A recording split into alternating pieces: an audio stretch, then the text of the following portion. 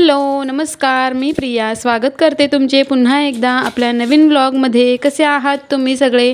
I hope तुम्ही सर्व मस्त आणि मजेतच असाल। तर बघा इथे आहे सकाळ सकाळची वेळ आणि हा आहे ना चतुर्थीच्या दिवसाचा व्हिडिओ आहे, बुधवारचा। तर सकाळी सकाळी अंघोळीच्या आधी इथं माझं बघा काय चालू होतं। आता आहे ना सध्या म्हणजे बरेच दिवस झाले, 1-1.5 महिना झाला माझे केसच खूप गळतात, तर त्याच्यावरच माझा हल्ली उपाय चालू आहे, घरगुती उपाय। या आधी ना म्हणजे 4-5 वर्षापूर्वी पण मी हा उपाय केलेला, पण तो असा म्हणजे कायम कंटिन्यू ठेवला असताना तर मग माझी इतकी केस आता जी आहेत ना तेवढी खराब झाली नसती। पण कसा आपण मध्येच कंटाळा करतो आणि त्याच्यामुळे मग असं म्हणजे होऊन जातं। तर बघा इथे मग सकाळी सकाळी उठल्यानंतर म्हणजे रात्रीच मी झोपतानाच ठरवून ठेवलेलं की सकाळी उठल्यानंतर काही करून मला हे म्हणजे 10-15 मिनटं स्वतःसाठी द्यायचेच आहेत। तर बघा इथे मग मी कांदा घेतला एक मीडियम साईजचा, चांगला म्हणजे सालं वगैरे त्याची काढून किसून घेतला बारीक किसणीने आणि मग त्याला अशा प्रकारे गाळणीने त्याचा रस काढून घेतला आणि मग तो केसांना मला लावायचा होता। तसे पण ना घरगुती बरेच उपाय असतात, जास्वंदीची पानं मिक्सरमध्ये करून किंवा मेथी किंवा अशी बरेच उपाय असतात, पण मला आहे ना याच्याने बऱ्यापैकी फरक आलेला। आणि हा दुसरा एक म्हणजे आला किसून, आल्याचा जो रस असतो ना तो पण जिथं जिथं आपले केस गळत असेल ना म्हणजे टक्कल असं वाटत असेल ना आपल्याला तिथं लावला की मग त्याच्याने म्हणजे असे जरा फरक वाटतं, पण मला कांद्याने जास्त फरक वाटत होता त्यावेळेला। म्हणून मग मी इथे बघा इतका कांद्याचा रस निघालेला एका कांद्याचा, तोच मला केसांना लावायचा होता। याच्या अगोदर मी तुम्हाला बोलले ना सुरुवातीला म्हणजे 3-4 वर्षापूर्वी मी लावायची, पण कसा म्हणजे कांद्याचा मेन म्हणजे वासच जास्त येतं, म्हणजे असं धुतला ना तरी पण केस धुतले तरी थोडा असा आपल्याला दिवसभर तरी वास येतच कांद्याचा, आणि मग तो त्या वासामुळेच मी हा कांदा लावायचा सोडून दिलेला। पण आता विचार केला की झालेत आता राहू दे बाबा, कारण माझी पुढे आहे ना मागे भरपूर केस आहेत आता तुम्ही बघता, पण पुढे आहे ना सुरू अशी टक्कल माझी पडल्यासारखी वाटते, असं जामच पातळ झालेत आणि कुठलीच हेअरस्टाईल वगैरे मला इतकी म्हणजे जमत पण नाही। मग पुढचं एकतर आहे ना मागचे केस शॉर्ट असले तरी चालतील, पण पुढं केस पाहिजेत आणि म्हणजे जाड पाहिजेत, पातळ नको। तर माझी केस लांब आता पटकन म्हणजे लांबी वाढते केसांची, पण पातळ आहेत, त्याच्यामुळे मला आता हे काही करून घरगुती उपाय करून म्हणजे करायचं। आता बघा तुम्हाला बॅकग्राऊंडला आवाज येत असेल, इथं बाबांची देवपूजा चालू होती। माझ्या रूमच्या साईडलाच देवघर आहे, तिथं बाबांची देवपूजा चालू होती आणि मी म्हणजे आंघोळीसाठी याच्यासाठीच लेट झालेले, मला हेच काम करायचं होतं आणि लवकर उठणं काय माझ्याच्याने झालं नाही, कारण रात्री मुलांचा अभ्यास वगैरे घेत होते ना त्याच्यामुळे जास्त लवकर काय मी उठली नाही। मग बाबांनी आंघोळी वगैरे करून घेतली, त्यांना बोलत तुम्ही करून घ्या कारण मला आज थोडा उशीर होईल आंघोळीला।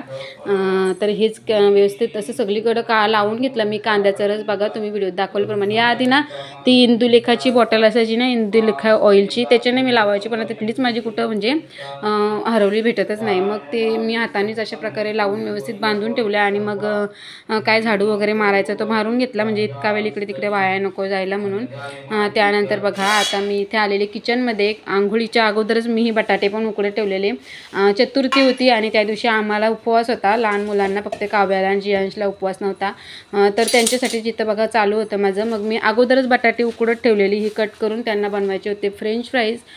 पहिले ना मी डायरेक्ट नुसतं म्हणजे बटाटे तेच फ्राय करायची, पण कशी आता काव्याने कुठे बघितलंय ना तर तिला अशा प्रकारे त्याच्यात कॉर्नफ्लॉवर टाकून म्हणजे असं मिक्स करून फ्राय केलेली जास्त आवडतात। मग मी तिच्या याच्यानेच म्हणजे त्यांच्याच पुरती करून घेतलेली, कारण उपवासाला आम्ही तरी मक्याचं पीठ वगैरे काय कॉर्नफ्लॉवर खात नाही। मग त्यांच्यासाठी जियांश आणि काव्याच्या टिफिनलाच मला हे द्यायचं होतं, तर त्यासाठीच बघा एकीकडं चहा ठेवलेला मी आणि एकीकडं हे फ्रेंच फ्राईज करायला घेतलेले। बघा आंघोळीनंतर देवपूजा वगैरे माझी यावेळेला करून झालेली।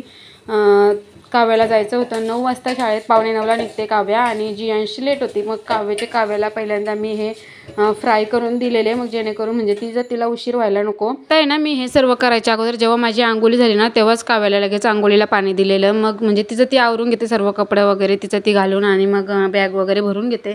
मला त्यानंतर फक्त तिची मग केस वगैरेच विंचारायची असतात आणि टिफिनचं तिचं बघावं लागतं, तर त्यासाठीच इकडे चहाची पण त्यांची तयारी चालू होती। चहामध्ये जाताना ती म्हणजे काही बिस्किट चपाती काय, आता तर मी आज चपाती काही बनवली नव्हती, फ्रेंच फ्राईजच द्यायचे होते तर, आणि मग शेव दिलेली मला तर वाटतं मी दोघांना पण चहामध्ये शेवच खायला दिलेली।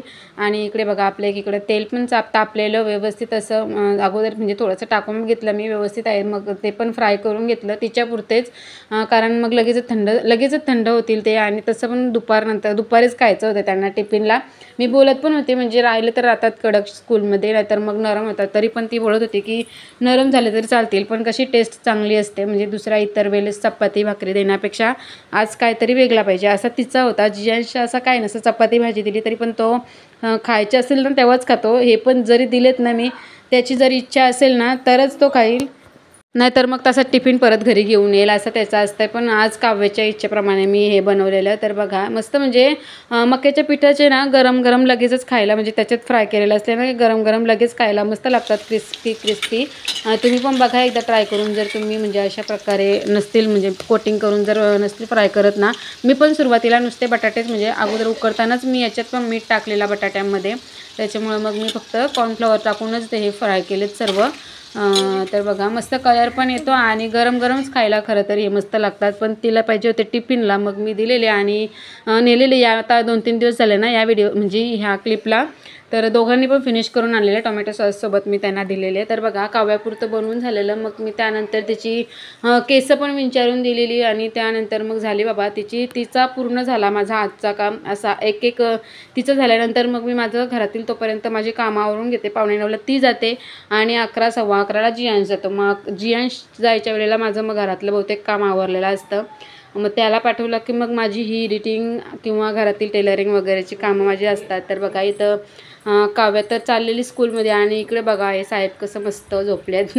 मी त्याला उठवत पण नाही, काव्या गेल्याशिवाय जास्त करून मी त्याला उठवत नाही, कारण मग तिचा म्हणजे त्याच्यावरच माझं लक्ष द्यायला लागतं आणि मग काव्याला जायला शाळेत उशीर होतं, त्याच्यामुळे मग त्याला मी उठवतच नाही. आणि मग उठला तरी ना 10-15 मिनटं तरी माझी मग त्याच्यावरच जातात आणि मग असू द्या म्हटलं, मग त्याची पण झोप होईल. तसे पण दुपारी जास्त करून नाहीच झोपत तो, म्हणून म्हटलं सकाळी तरी त्याची थोडी झोप होऊ दे. तर बघा इथे मग काव्या गेल्यानंतर मी जी केसं धुतलेली ना ती पुसायला घेतलेली, कारण कशी डायरेक्ट आंघोळीनंतर मी देवपूजा करून झाल्यानंतर तिच्या टिफिनच्या तयारीला लागलेली. हे जर करत राहिली असती तर परत माझी 5-10 मिनटं 5-1 मिनटं तरी गेलीच असती याच्यातच, म्हणून म्हटलं ती गेल्यानंतरच मग आरामात ते केसांचं वगैरे बघन. तर बघा बऱ्यापैकी टॉवेलमध्ये सुकून जातात. मी नेहमी अशी केसं धुतली ना की मग 15-20 मिनटं तरी माझी अशी टॉवेलमध्ये असतात, मग बऱ्यापैकी सुकलेली असतात.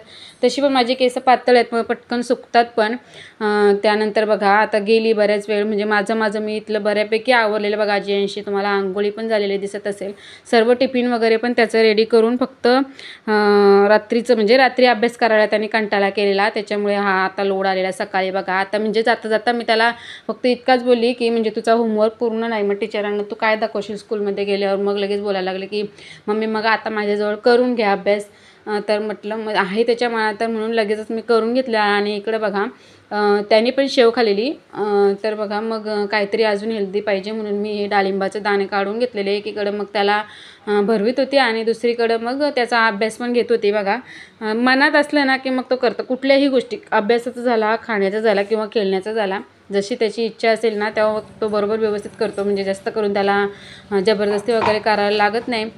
जियांश शाळेत गेल्यानंतर आम्ही म्हणजे आज जेवण पण काही बनवायचं नव्हता आणि मग आमचा नाश्ता करून झालेला यावेळेला. आणि चतुर्थी होती आणि आमच्याकडे ना छोटे सासऱ्यांच्या घरी गौऱ्या गणपती असतो या चतुर्थीला. तर तिथे पण मला जायचं होतं संध्याकाळी, पण त्या अगोदर ना हे गणपतींचे बरेच 4-5 नारळ होते. पूजा झाली आमच्या घरात, तुम्ही आता मागच्या व्हिडिओमध्ये काय बघितलंच असेल. तर पूजेचे नारळ आणि गणपतींचे नारळ असे बाबांनी बरेच नारळ फोडून ठेवले, जवळजवळ 4 ते 5 नारळ फोडलेले. तर त्यांचेच मला मोदक लाडू बनवायचे होते. मोदक आणि जे आपल्या गव्हाच्या पिठाचे करंजा किंवा मैद्याच्या करतात, म्हणजे आम्ही पण कधी कधी मैद्याचे पण करते, पण आज असंच विचार केला की गव्हाच्या पिठाचेच करू. आणि अर्धे चवीचे गव्हाच्या पिठाचे करंजा आणि अर्ध्या चवीचे मोदक लाडू बनवू, म्हणजे संध्याकाळी नैवेद्यासाठी पण होतील आणि म्हणजे होऊन जातील, पण नारळ पण असेच राहून जातील त्याच्यामुळं. पण मला आहे ना ही चव बनवताना तूप लागतं आणि तूप पण माझं आता सध्या गणपतीमध्ये सगळं संपलेलं, त्याच्यामुळे तूप नव्हता. मग मी फ्रीझरमध्ये ना अशी प्लॅस्टिकच्या डब्यामध्ये साय काढून ठेवते. आता ही 4-5 दिवसाची साय असेल मला तर वाटतं. तीच करायला घेतलेली बघा. मी मिक्सरच्या भांड्यात टाकून घेतली, ती एकदम थंड थंड होती आणि ही आहे ना दुपारची वेळ होती, त्याच्यामुळे काय होतच नव्हती जास्त, त्याचा लोणीच होत नव्हता. कारण कशी सकाळी सकाळीच जास्त करून हा लोणी बनतो. मग तो बर्फ होता ना, म्हणजे बर्फ झालेला फ्रीझरमध्ये, त्याच्यामुळे याचा आता थोडासा लोणी झालेला. जितका मला हवा होता ना तितका तूप झालेला बघा. इथं म्हणजे कांद्याच्या आकाराचा इतका लोणी झालेला बघा. आता तुम्ही पातेल्यात दिसतच असेल तुम्हाला. असू द्या म्हटलं, म्हणजे आता सध्या गरज आहे मला, मग तितकंच करून घेतलं. गॅसवर लगेचच ठेवून घेतलं. 5 ते 7-8 मिनिटांनीच मला तर वाटतं हा तूप झालेला, कारण क्वांटिटी पण कमी होती आणि कमी होती त्याच्यामुळे झालेला पण पटकन. तर बघा थोडंसं मी पूर्ण होत आलं ना तूप, तर त्याच्यात अशा प्रकारे थोडंसं पाणी टाकते, जेणेकरून आपला तूप आहे ना मस्त कणीदार पण होतो आणि झाला आहे तयार असं पण समजतं. असा वाजला ना की म्हणजे लगेच समजतं की आपला तूप तयार झाला आहे. तर बघा तूप पण करून घेतलं एकीकडे लगेचच मी मग हे जे नारळ फोडून दिलेलं ना ते पण विलीचा जो पुढचा असते बघा गोल आणि काट्याकाट्यांचा, त्याच्याच्यानंच हे खवून घेतलेलं, कारण किसनीने ना पाहिजे तितका छोटा असा नारळ होत नाही आणि मग त्याच्यामुळं त्याच्यानं मी खवून घेतला. आणि हा गुळ आहे ना तो मला आईंनी कापून दिलेला, म्हणजे सासूबाईंनी कट करून दिलेला सुरीने. तर मला फक्त मी तोपर्यंत इकडे तुपाच्या मागं लागलेली, तूप बनवायचं होतं, कारण तूप जर नसलं ना तर मग मला नाही आवडत लाडू. खरं तर तुपामुळेच मस्त म्हणजे टेस्ट येते. ज्या मोदक लाडूंना झालं किंवा ज्या गव्हाच्या पिठाच्या करंज्या आहेत ना त्यांना. तर बघा ही इतकी चव होती, मला तर वाटतं 5 नारळांची ही चव आहे. मी पहिल्यांदा आहे ना थोडीशी फक्त 3 ते 4 मिनटं भाजून घेते चव, जेणेकरून मग मस्त वास पण येतो, म्हणजे चांगला सुगंध येतो या चवीला पण. तर बघा व्यवस्थित असते, फक्त 4 ते 5 मिनटं मी भाजून घेतली कढईमध्ये. त्यानंतर परत त्या पातेल्यात काढून घेतली आणि मग जे बनवलेलं तूप होतं ना आपण ते त्याच्यात टाकून गूळ टाकून व्यवस्थित असा गूळ पण मेल्ट होईपर्यंत, त्याच्यात थोडासा कलर चेंज होईपर्यंत चांगला परतवून घेतला. आजचा जो आपला व्हिडिओ आहे ना थोडासा मोठा आहे, म्हणजे जे नेहमी बघत असतील ना माझा व्हिडिओ जास्त करून 9, 10, 11, 12 अशा मिनिटांचा असतो, पण आता हा व्हिडिओ आहे ना मला तर वाटतं जवळजवळ 15 मिनिटांपेक्षा जास्त असेल. तुम्हाला म्हणजे कंटिन्यू करा, कारण कसा पूर्ण दिवसभराचा मी हा शूट केलेला. जे म्हणजे अशी छोटी छोटी जी कामं होती ना बारीक सारीक ती नाही शूट केली, पण जी आता ही कसा आज दिवसभर आहे ना चतुर्थीचे दिवसभर मी आज बिझीच होते, पूर्ण दिवसभर कामच होतं. तर बघा मग जितकं होता होईल ना तितकं माझ्या याच्याने शूट झालेला आणि तेच तुमच्यासोबत शेअर केलं आहे. बघा इथे मी तुपामध्ये जो गूळ कट करून दिलेला ना आईने मला, तो पूर्ण मेल्ट करून दिला आणि थोडासा त्याचा कलर चेंज होऊन दिला, कारण कसा मग एकदम कच्चा कच्चा पण नाही वाटत मग गूळ. तर बघा इथं आपला आता गुळाचा कलर पण चेंज झाला आहे आणि जसं आपल्याला पाहिजे ना तसंच एकदम गुटल्या वगैरे पण काही राहिलं नाही. म्हणजे आपण चव भाजून घेतलेली ना ती त्याच्यात परतवून घेतली मी आणि पुन्हा मग चव थोडीशी त्याच्यात तुपात गुळामध्ये व्यवस्थित शिजवून घेतली. जवळजवळ 10 मिनटं तरी मी शिजवून घेतलेली व्यवस्थित. बघाच तुम्ही व्हिडिओमध्ये थोडासा त्याच्यात खोबऱ्याच्या वाटीचे ते हे असतात ना केसं, ते थोडंसं पडलेलं तो काढून घेतला मी वरचा आणि अशा आता हल्ली तुम्हाला दिसत असेल सुरुवातीला एकदम लाईट कलरची चव दिसते, पण 10 ते 15 मिनटं अशी व्यवस्थित परतवून घेतली ना तर तिचा कलर आता तुम्ही बघू शकता कसा बदामी कलरवर आलेला. थोडा व्हिडिओ फास्ट आहे आणि मध्ये मी स्किपसुद्धा केलेला आहे, कारण व्हिडिओ अजून जास्त मोठा झाला असता. तर बघा इथे बदाम होते माझ्याकडे, ते कट करून घेतले, थोडीशी वेलची पावडर आणि थोडीशी जायफळ पावडर अशी टाकून पुन्हा एकदा 1 मिनटं फक्त ही परतवून घेतली, जेणेकरून वेलचीचा वास पण त्याच्यात सर्व मस्त मिक्स होईल आणि चव पण आपली हवी तशी आता झालेली आहे. बघा एका साईडला ठेवून दिलं मी आणि इकडे बघा एकीकडे मी तांदळाची पिठी पण उकळवून घेतलेली आणि गव्हाचं पीठ पण मी मळून घेतलेलं बघा लाडूंसाठी. आणि इकडे आता हे सर्व शूट करत राहिले असताना तर जवळजवळ आपला 20 मिनिटांच्या पुढंच व्हिडिओ झाला असता, मग मी काही शूट वगैरे केलं नाही. तर बघा इथे आपला एक ताट रेडी होता, दुसरा ताटचा म्हणजे चालू होता बघा, मोदक झालेले माझे. आणि इकडे मला त्याच कशात म्हणजे करंज्या पण बनवायच्या होत्या. तर बघा मग इथे एक ताट मी लगेच वाफेवर ठेवून दिलेलं, दुसरीकडे मग दुसरा ताट बनवायला घेतलेला आणि तिसरीकडे आई पण एकीकडे ते गव्हाच्या पिठांच्या पोळ्या लाटून ठेवत होत्या. मग हे झाल्यानंतर मग ते पण करायचं होतं.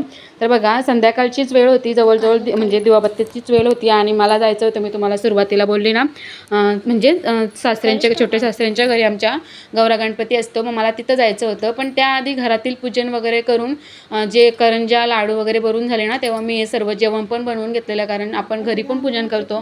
मग नैवेद्य वगैरे दाखवण्यासाठी वरण भात, बिरड्याची भाजी, या चवीच्या करंज्या आणि हे जे तुम्ही बघितलेत ना लाडू, ते सर्व आज दिवसभर ना पूर्ण म्हणजे माझा घाई गडबडीचा दिवस होता. सर्व आवरून घेतलं आणि पाया पडण्यासाठी मग त्या बाबांच्या घरी गेलेली. बघा मस्त डेकोरेशन आजचं, म्हणजे यंदा म्हणजे मस्तच डेकोरेशन त्यांचा दरवर्षी चांगला असतो, पण यंदाची मूर्ती पण बघा तुम्ही किती छान, म्हणजे आवडेलच तुम्हाला पण. एकदम अशी आकर्षक मूर्ती होती आणि डेकोरेशन पण खूपच छान होतं. बघा तुम्ही आता तुम्हाला मी परत अशी म्हणजे सुरुवातीपासून दाखवते.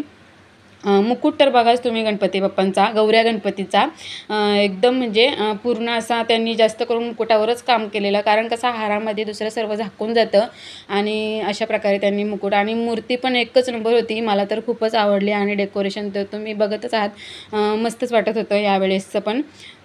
अशा प्रकारे मग आम्ही दर्शन वगैरे घेतलं तिथे आणि जवळजवळ मी दोन एक तास तरी मी तिथंच होती, कारण आमच्याच घरचेच आहेत. आणि या बघा, या आहेत आमच्या नणंदबाई, म्हणजे त्या बाबांची मुलगी आहे माझ्या नणंदबाई असं. आणि या साईडला पण बघा तुम्ही अशा प्रकारे त्यांनी डेकोरेशन केलेलं असो. तर दर्शन वगैरे घेऊन झाल्यानंतर आम्ही जेवण पण तिथंच केलेलं, थोडा वेळ थांबलेलो पण आणि मस्त फोटो वगैरे पण काढून घेतलेले. बघा, काही माझ्या जाऊबाई आहेत, एक नणंदबाई आहे, एक सासूबाई आहेत त्याच्यातच असो.